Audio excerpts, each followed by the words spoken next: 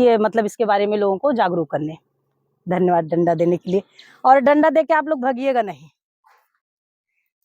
ये डंडा है समझाने के लिए, और बचपन में ये हम लोगों को समझाया है, तब आज हम लोग यहाँ पहुंचे हैं। इसलिए डंडे से कभी घबराना नहीं है, कुछ ना कुछ सिखाएगा ये जरूर।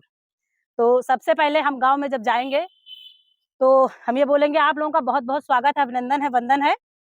हम ये जल जीवन मिशन के तहत आपके गांव में ये जो प्यारे का कार्यक्रम कर रहे हैं, ये गांव का हमने एक अनुमानित मानचित्र बनाया है, जिसको सोशल मैपिंग कहा जाता है।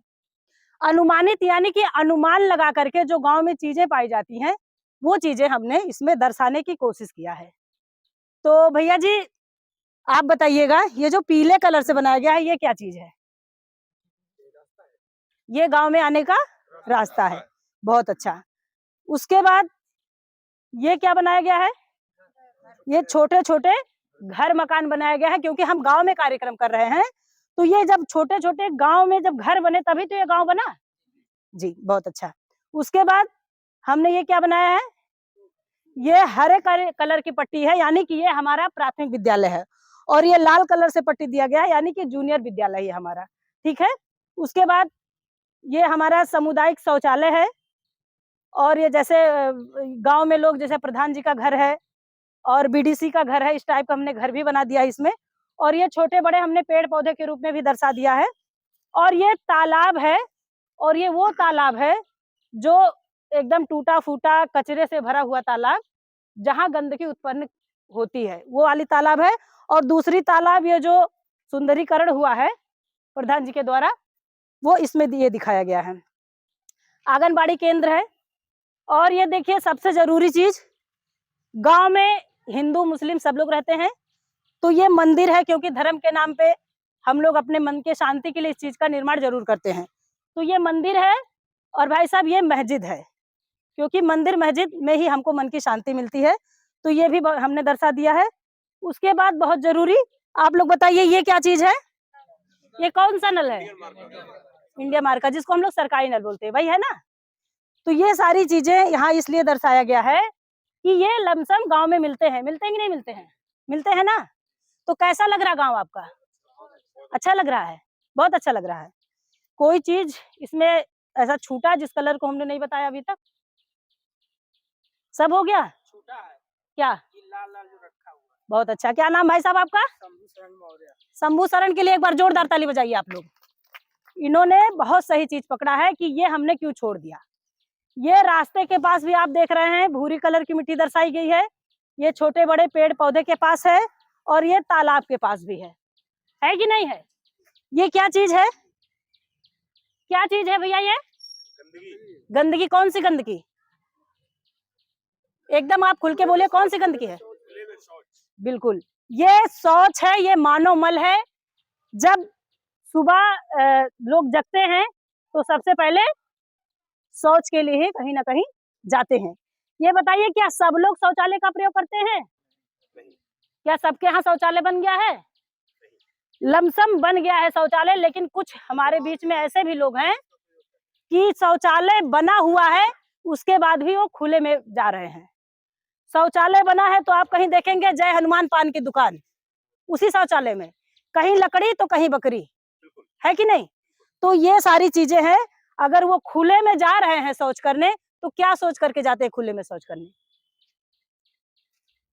क्यों जाते हैं? वो इसलिए जाते हैं कि हम यहाँ अंदर बैठ करके शौच नहीं कर पाएंगे, उनको उबन होगी, और बाहर जाएंगे तो ताजी ठंडी और शुद्ध हवा लेकर के आएंगे, यही सोच के जाते हैं ना। तो हम आपको बता दें कि ये बाहर अगर खुले में शौच कर रहे हैं तो क्या उनको शुद्ध और ताजी हवा मिल सकती है? नहीं मिल सकती है। तो पहले आप मॉर्निंग वॉक के लिए जब जाते हैं तो पहले घर में अपने शौचालय में फ्रेश हो लीजिए, फिर आप बाहर जाएंगे तब आपको शुद्ध हवा मिल सकती है। और कुछ लोग ये सोच करके बाहर जाते हैं कि ये जब घर में हम शौच करेंगे तो ये गंदगी घर के अंदर रह जाएगी, और बाहर जब हम जाएंगे खुले में शौच करके आएंगे तो ये गंदगी हमारे घर के अंदर नहीं आएगी, यही तो सोच के जाते हैं।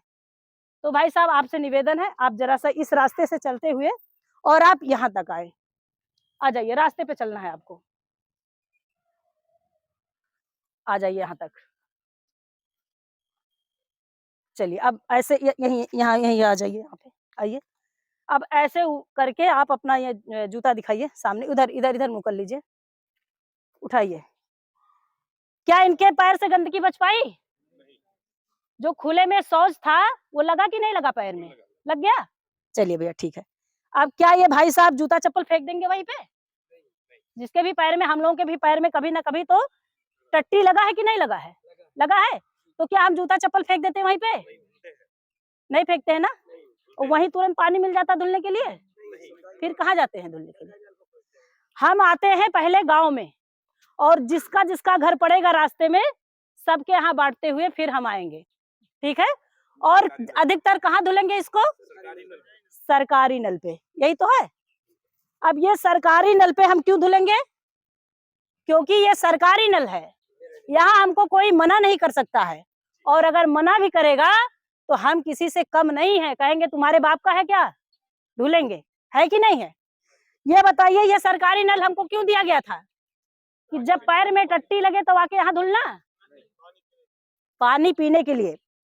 जब लोग कुआं से, नदी से, तालाब से पानी पीते थे, और वो अनपढ़ और गंवार लोग थे। कहने में बड़ी शर्म आती है कि अनपढ़ गंवारों ने एक बहुत अच्छा काम किया, लेकिन खराब भी किया उन्होंने। हम लोग सब लोग पढ़े लिखे हैं, किसने पढ़ाया हम लोगों को? अनपढ़ व्यक्ति ही तो पढ़ाया हम लोगों को। वो अनपढ़ व्यक्ति पढ़ाया, वो कुआं, नदी, तालाब का पानी पी करके कितना दिन जिंदा रहते थे? कम से कम 100 साल। और हम आज कौन सा पानी पी रहे हैं? आरओ का पानी पी रहे हैं। हम अनपढ़ नहीं हैं, हम पढ़े लिखे हैं, हम अच्छे कपड़े पहन रहे हैं, अच्छा खाना खा रहे हैं, अच्छे मकान में रह रहे हैं, और अच्छा पानी पी रहे हैं।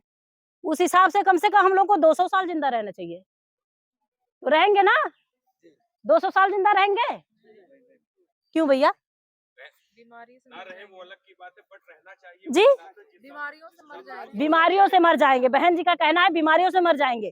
जब वो वहीं उस कुएं से, उस तालाब से पानी ला करके अपने परिवार का जीवन यापन करती थी। लेकिन जब घर में पढ़ी लिखी बहू आ गई, तब लोगों ने ये सोचा कि एक तो पढ़ी लिखी बहू है, हम 400-500 रुपए की साड़ी पहना रहे हैं, पैर में चांदी का पावजेब भी है, और वो जाएगी गांव में पानी लेने के लिए, तो लोग देखेंगे हमारे बहू को। यही तो हुआ। फिर भाई साहब लोगों ने ये सोचा कि हम पढ़े लिखे हैं, हम पैसा कमाएंगे, अपने घर के अंदर नल लगवाएंगे, हमारी बहू कहीं पानी लेने नहीं जाएगी। यही तो हुआ।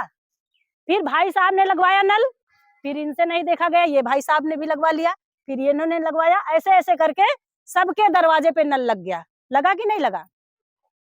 जब नल लग गया तो सब लोगों ने बहुत अच्छा काम किया, अच्छी बात है। हम लोगों ने अच्छा काम तो किया, लेकिन गलती हमारी वहीं से शुरुआत हुई। पानी हमारा दूषित होना वहीं से शुरू हुआ। सब लोगों ने नल लगवाया। कौन सा नल? देसी नल, छोटा वाला नल। वो नल हम लोगों ने लगवाया। एक बार आप सोचिए, नल तो लग गया था, लेकिन फर्श किसने बनवाया था नल के पास? बहुत कम लोगों ने फर्श बनवाया, और नल के 1 मीटर की दूरी पे गड्ढा लोगों ने बनवा दिया। आप लोगों को पता होना चाहिए कि जल जमाव बहुत बड़ा कारण है पानी दूषित होने का।